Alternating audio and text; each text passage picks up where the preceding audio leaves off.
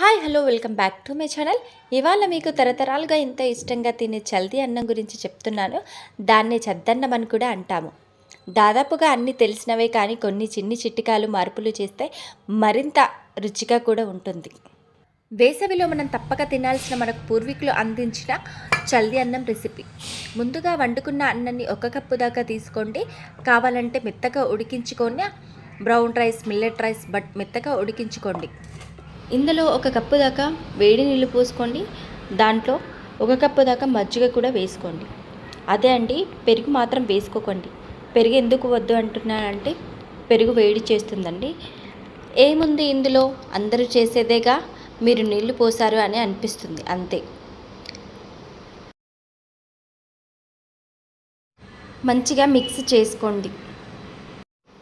మన పెద్దవాళ్ళు అంటూ ఉంటారు కదండి, పెరుగు వేడి చేస్తుంది, మజ్జిగ చలవ చేస్తుంది అని. మజ్జిగ ఎందుకు చలవ చేస్తుందో ఇప్పుడు చెప్తా అండి.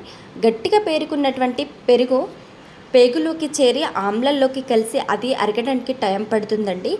ఆ అరిగే సమయంలోనే పులవడం మొదలవుతుంది. పులుస్తున్న కొద్దీ వేడి చేయడం మొదలవుతుంది. ఇందులో కొంచెం టేస్ట్కి సరిపడే సాల్ట్ అయితే యాడ్ చేసుకోవాలండి. అదే పెరుగును మజ్జిగలాగా చేసుకొని పెరుగులోని బ్యాక్టీరియా విచ్ఛిన్నమవుతుంది. పలుచని మజ్జిగ పేగులోకి చేరి అది పులవడానికి మొదలయ్యే లోపే మజ్జిగ అరిగిపోతుందండి. అందుకే మజ్జిగ చలువ అంటారు. ఇందులోనే 2 పచ్చిమిర్చి ముక్కలను తోడులోనే నీళ్లు ఇరిగి ఘాటు తగ్గి తినేలా ఉంటుంది.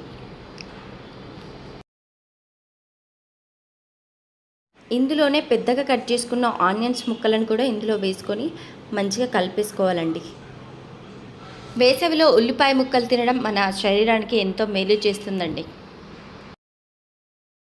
మంచిగా కలుపుకోవాలండి. దీన్ని ఓవర్ నైట్ అంతా మూత పెట్టేసుకొని పక్కన పెట్టేసుకోవాలి.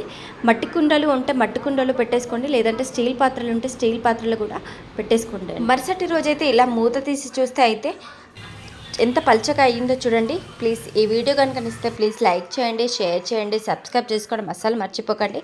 మరిన్ని వీడియోస్ కోసం బెల్ ఐకాన్ నొక్కండి. అలాగే మరో కొత్త వీడియోతో మీ ముందుకు వస్తాను. Bye friends.